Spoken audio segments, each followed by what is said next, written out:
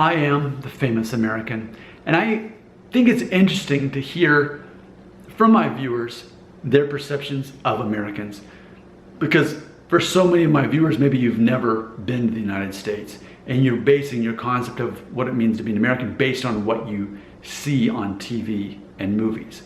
And I think it's interesting that when you look at the United States, I think the stereotype is that we are lazy and that we're obese and we eat a bunch of junk food. That's the stereotype of Americans. So again, that as an American, that's my perception of how outsiders see us, which the majority of Americans are obese. And junk food culture, that's like, what's American food? Well, it's burgers, it's fried, it's a lot of processed food, it's sugary drinks, right? If we were to say what is American food? Well, junk food, ultimately, right? But what's interesting is we're also known for being very obsessed with fitness. Now, granted, a lot of people are trying to offset their poor decisions and lack of exercise and what they eat, so that's part of it. And there's so much money spent on that. But then there's plenty of people who avoid the junk food, and we have access to all kinds of healthy food. Like for me, example, I have no trouble if I want any kind of food that's nutritious, I can get it. I saw the Netflix documentary about the blue zones, and I learned about purple sweet potatoes. Well, yesterday I was able to go to the store and I found some, and they're delicious. I loved them. I have access to whey protein that doesn't have any sugar added to it. I have access to eggs. I have access to cod and tuna and salmon, lean meats. I have access to olive oil, macadamia oil. I have access to any kind of nuts. I have access to produce, to kimchi. So living in the land of plenty, I have access to all of these things. And I think it's interesting from an American perspective, especially post-COVID, because, you know, how many years post-COVID are we? A couple years now. And for me, once I started working from home, I worked from my kitchen table, which is right next to me, in my kitchen, where if anybody had an excuse to become overweight and sit around more, it was me. But instead, I made the decision, this is a perfect opportunity to work this to my advantage. I'm working in my kitchen. Ultimately, I'm getting paid to sit at my kitchen table and work. And then when I'm not, I have complete control over what I eat. I'm not driving to work anymore, so now I can walk an hour for exercise instead of driving to work. And during my lunch hour, instead of eating lunch, I can actually drive to the gym and I can do weight training. And that's a lot less stress too. So I'm a person who became healthier and was able to enhance a healthier lifestyle ultimately because of COVID. So while a lot of bad things happened because of COVID, a lot of people lost their lives and a lot of people became very sick, and that's very unfortunate. But for me personally, I thought, well, this is my opportunity to really take advantage and take my health into my own hands on a whole new level where I haven't been able to do that before.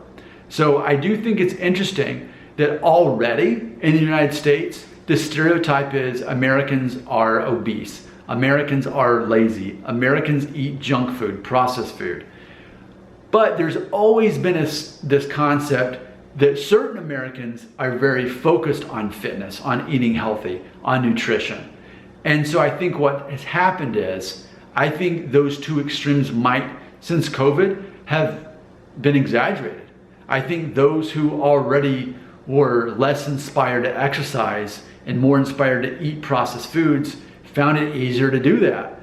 And then people who were already focused on, well, I do have control over what I eat, and I can control it by getting enough nutritious food, but also by not having food that has a negative nutrition aspect to it. And I do have control over exercising as well. So what if I work that to my advantage?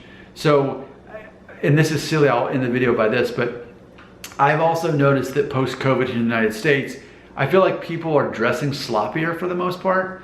Like, I just feel like I'm seeing people in public wear pajamas and t-shirts and Crocs You know, granted, okay, you can make fun of my shirt for being ugly, but for me, I also went the way of now I'm dressing nicer. Even though I don't drive an office, I'm actually wearing collared shirts instead of t-shirts, even if they're really ugly and tacky, but hey, it's fun.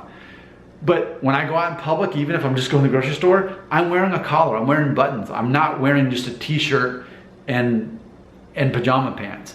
So I think it's interesting how this has had an effect on us culturally, individually, in the United States. It could be the rest of the world, but specifically, I feel that post-COVID, the world that we're living in, I think that people, for the most part, got more comfortable by maybe exercising less and eating more processed foods. And let's face it, ordering food, like paying someone to come to your house, drive to your house, and pay on an app for you to bring you fast food, like it's never been easier to do that. But it's also never been easier to be in complete control of the food that you bring and to exercise. So I feel like those extremes have been exaggerated. So I make this video to point that out because I think it's interesting that ultimately, let's assume that you're outside the United States. Can you see that pattern here? Can you see how there's this dichotomy? Or maybe you are like me, you are an American and you recognize, yeah, like post-COVID, certain people gained weight, others lost weight. And it's almost like they exaggerated with the direction they were already going. That COVID changed things for better and for worse, depending on that person's mindset of what they wanted to do. Did they want to take control of that situation or ultimately be controlled by it? And I think that's still a decision that anybody can make at any given point in time. They can make that decision to change. Do you choose comfort or do you choose ultimately confrontation to change things for the better because we do have control? And COVID's never made it easier to be comfortable or to be confrontational in the name of self-improvement. I appreciate what you have to say. I want to hear what you have to say in the comments. I would love to hear from you. Have you become a healthier person through this? And I can tell you personally speaking that mentally I've become a healthier person through all of this. Not only has it allowed me the time and space and nutrition for me to take care of myself physically, but in the process, I have become mentally healthier. Sure, the extra exercise helps, but it's helped me focus on improving myself and even dealing with my own anger issues and things like that I can sort all that out and come to terms with it so that I can be at peace with myself. So there you go. There's a glimpse of what life's been like for me post-COVID. Your comments belong right here.